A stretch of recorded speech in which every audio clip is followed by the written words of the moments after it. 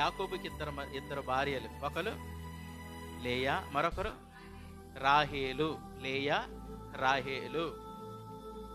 రాహేలు చాలా అందగత్తే, లేయా జబ్బు కలది. యాకోబు గారు ఆశ అంతా ఏంటో తెలుసా? రాహేలుకి పిల్లలు, అందమైన పిల్లలు పుట్టేయాలని, తెల్లగా ఉండే పిల్లలు పుట్టేయాలని. ఆమెను నేను బాగా ప్రేమిస్తున్నాను, ఆమెకు పిల్లలు ఎక్కువ మంది పుట్టాలి అనుకుంటున్నాడు. కానీ దేవుడు లేయాకి ఇస్తున్నాడు, ఒకదాని వెనకాల ఒకటి, ఒకదాని వెనకాల ఒకటి, ఒకదాని వెనకాల ఒకటి. లేయా వద్దనుకుంటున్నా కానీ సంవత్సరానికి ఒకరికి అనేస్తుంది. స్తోత్రం. రాహేలుకేమో పిల్లలు లేరు. కానీ రాహేలు స్థానం ఏంటో తెలుసా? యాకోబు జీవితంలో ఎన్ని శ్రమలు పడి సంపాదించుకున్నాడో. ఒక మాట క్రైస్తవ సంఘమా, నువ్వు ఒక మాట గుర్తించుకో. నా దేవుడు అది చెయ్యలేదని నువ్వు ఎప్పుడు కూడా బాధపడొద్దు. నీకు చేసేది, నీకు కావాల్సింది నీకు చేస్తున్నాడు. నీకుంద నీ పక్కావిడ దగ్గర, వాళ్ళ దగ్గర ఉన్నది నీ దగ్గర ఉండాలని ఎందుకు కోరుకుంటావు నువ్వు? రాహేలికి అందం ఉంది.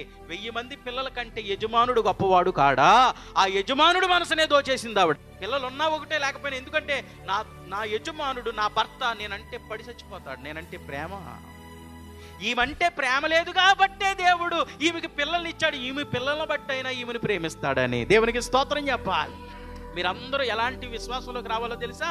వాక్యములో మీరు పరిపక్వంలోనికి రావాలి. వాక్యం బాగా మీకు తెలియాలి. ఏంటో తెలుసా? శ్రమ వచ్చినా, హింస వచ్చినా నా దేవుడు సమర్థుడు. ఈ హింస కంటేను, ఈ శ్రమ కంటేను గొప్పవాడు. ఈ శ్రమలు ఆయన అనుమతి లేకుండా రావు, వచ్చిందేది కూడా పోకుండా పోవు.